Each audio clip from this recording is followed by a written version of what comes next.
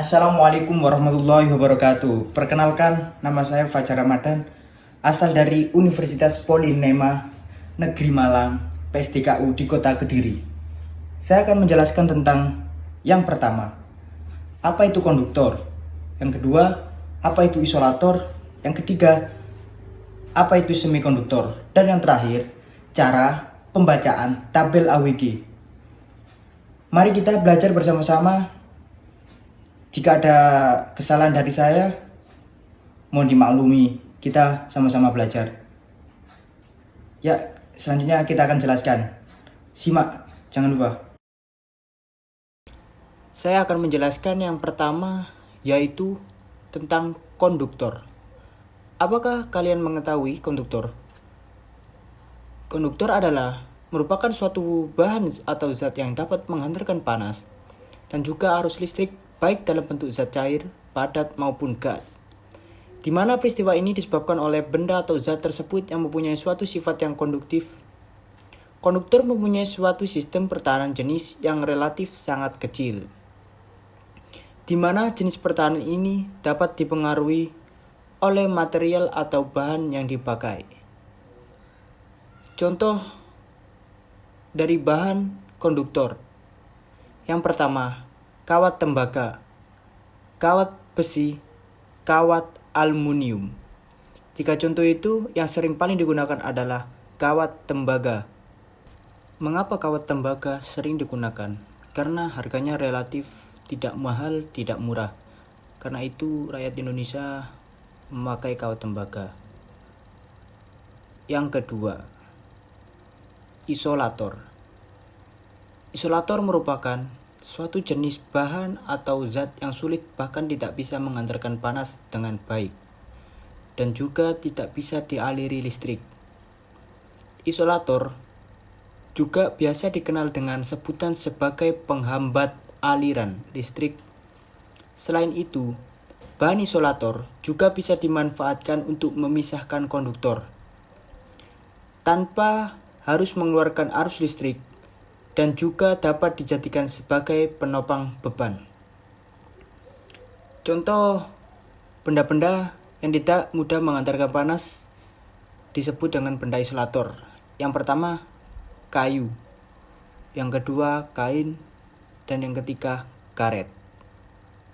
Dan selanjutnya kita akan membahas yang nomor 2, cara pembacaan kode jenis pada kabel. Yang saya akan bahas yaitu 1, kabel NYM. Jenis kabel ini sering digunakan di rumah dan gedung dengan inti kabel yang terdiri dari 1 sampai 4 inti dan dilengkapi dengan lapisan isolasi PVC. Keberadaan bahan isolasi membuat tabel bisa digunakan di daerah kering ataupun basah dan memiliki tingkat keamanan yang cukup baik. Berikut contoh kabel jenis kode NYM. Kita bahas apa itu N, kode Y, kode M. N yaitu jenis kabel dengan inti tembaga. Y material isolasi berupa PVC. M yaitu inti kabel lebih dari 1. Di atas tersebut ada yang berhuruf angka 1 yaitu adalah konduktor. Yang kedua konduktor screen. Yang ketiga outer set. Dan kita jelaskan tentang warna-warna kabel. Yang digambar di atas, warna kabel merah, putih, dan kuning adalah positif. Dan biru adalah negatif.